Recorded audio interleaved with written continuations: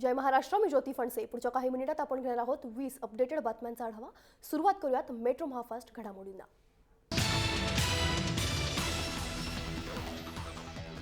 डोंबिवलीतील स्फोटात प्रोबत कंपनीच्या 3 मालकांचा मृत्यू झालेला आहे. सुमित नंदन आणि स्नेहल वाकटकर यांच्या मृतदेहाची ओळख पटली आहे. दरम्यान सुमित वाकटकरांवर सदोष मनुष्यवधाचा गुन्हा देखील दाखल केलेला आहे. मानपाडा पोलीस ठाण्यात हा गुन्हा दाखल केलाय.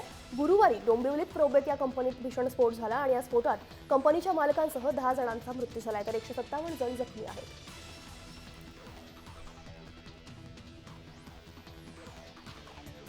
मुंबईत नालेसफाईचं काम शेवटच्या टप्प्यात आलं असून शहरातील मोठ्या नाल्यांमध्ये सध्या सुमारे 25,000 मेट्रिक टन गाळ शिल्लक आहे आणि या नाल्यांमधून आतापर्यंत 1,47,000 मेट्रिक टन गाळ बाहेर काढण्यात आलाय.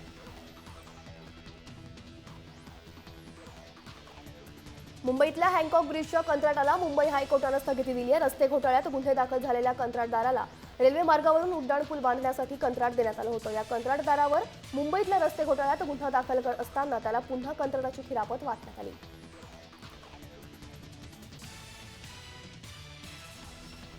मुंबई विद्यापीठाच्या अभियांत्रिकी उत्तरपत्रिका गैरप्रकारात 80 विद्यार्थी सामील आहेत आणि यापैकी बहुतांश विद्यार्थी हे नवी मुंबईतील 20 महाविद्यालयातील आहेत, अशी माहिती गुरुवारी कुलगुरू डॉक्टर संजय देशमुख यांनी दिली आहे.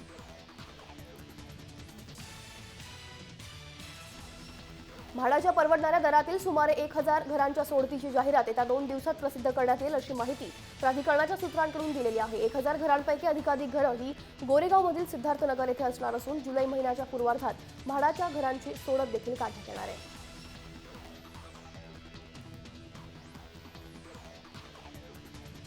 महिन्याकाठी 500 युनिटपर्यंत विजेचा वापर करणाऱ्या ग्राहकांना समान वीज दर लावण्याच्या राज्य सरकारच्या योजनेला झटका बसलाय. मुख्यमंत्री देवेंद्र फडणवीस यांनी गुरुवारी संबंधित कंपन्यांची त्यासाठी बैठक घेतली, पण कंपन्यांनी समान वीज दराबाबत असमर्थता व्यक्त केल्याचं सूत्रांनी सांगितलंय.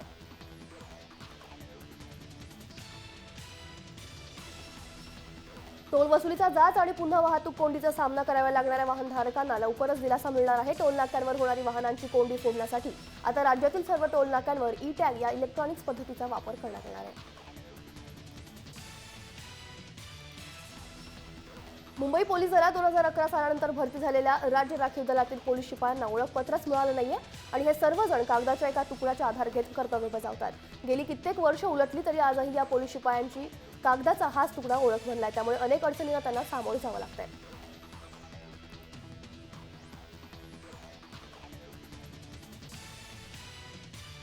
मुंबईत सरबत, ज्यूस, बर्फाच्या गोळ्यातून पोटात जाणारा 80% बर्फ हा दूषित असल्याचं उघड झालंय.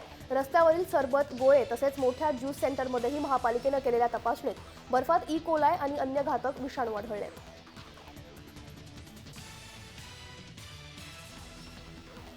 नाशिक मुंबई विमानसेवेचा पुन्हा एकदा मुहूर्त जाहीर करण्यात आला आणि येत्या 1 जूनपासून एअर इंडियाकडून नाशिक मुंबई विमानसेवा सुरू करण्याचे वेळापत्रक देखील जाहीर करण्यात येईल, अशी माहिती खासदार हेमंत गोडसे यांनी दिली आहे. नवी मुंबई महापालिकेच्या मालमत्ता कर विभागाने 165 कोटींच्या थकीत मालमत्ता कर वसुलीचं उद्दिष्ट पूर्ण करण्यासाठी विशेष मोहीम राबवण्यास सुरुवात केली. त्यानुसार मालमत्ता कर विभागाने या उद्दिष्टांपैकी 63 कोटी रुपयांची थकबाकी या महिन्यातील अवघ्या 25 दिवसात वसूल केली आहे.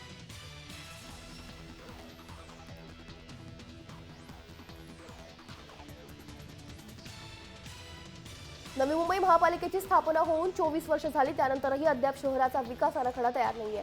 आयुक्त तुकाराम मुंढे यांनी रखडलेल्या आराखड्याविषयी नाराजी व्यक्त केली आहे.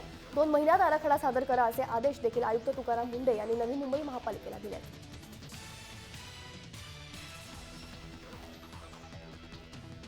मुंबई कृषी उत्पन्न बाजार समितीच्या मसाला मार्केटमधील व्यापाऱ्यांनी मोठ्या प्रमाणात अनधिकृत बांधकाम केलंय.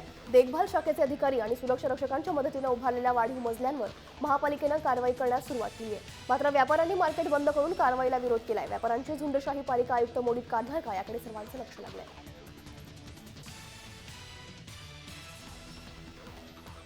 देवगड हापूसच्या नावाखाली बनवेगिरी चालू आहे. देवगड हापूसच्या मिळत्या जुळत्या रंगाचे आणि आकाराचे आंबे कर्नाटक, केरळमधून येत आहेत. त्यामुळे शहरात विविध ठिकाणी स्टॉल्स लावून हापूस आंबा विक्री तेजीत सुरू आहे. तसंच काही विक्रेत्यांकडून सर्रास लूट देखील केली जाते.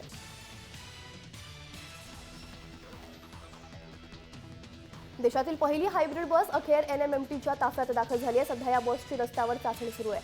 आठवडाभरात ती प्रवाशांच्या सेवेसाठी रस्त्यावर उतरेल. या प्रकारच्या 2 बसगाड्या NMMTच्या तुर्भे आगारात उभ्या आहेत.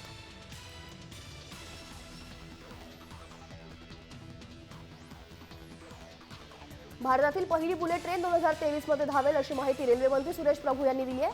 आम्ही यापूर्वीच बुलेट ट्रेनसाठीच्या टप्प्यांबाबत चर्चा केली. यासंबंधीचं काम वेळापत्रकाप्रमाणे सुरू असून 2023 मध्ये भारतातील पहिली बुलेट ट्रेन धावेल असं सुरेश प्रभू यांनी म्हटलंय.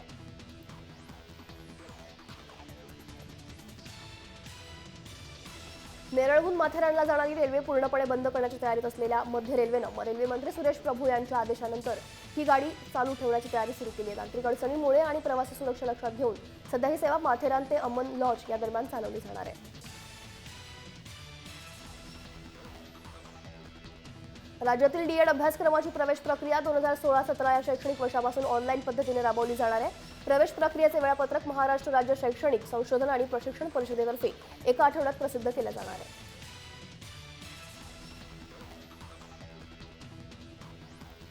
10वीच्या सीबीएसई परीक्षेचा निकाल आज जाहीर झालाय. Central board of secondary education याकडून घेण्यात आलेल्या परीक्षेचा निकाल विद्यार्थ्यांना आज वेबसाईटवर पाहता येणार आहे.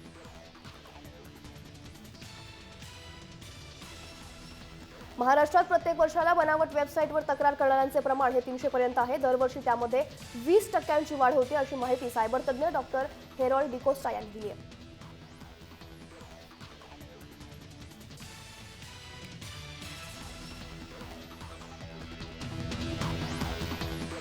आणि यासह मेट्रो महाफास्टमध्ये तेच थांबतोय. पाहत रहा जय महाराष्ट्र, थेट अचूक बिनधास्त.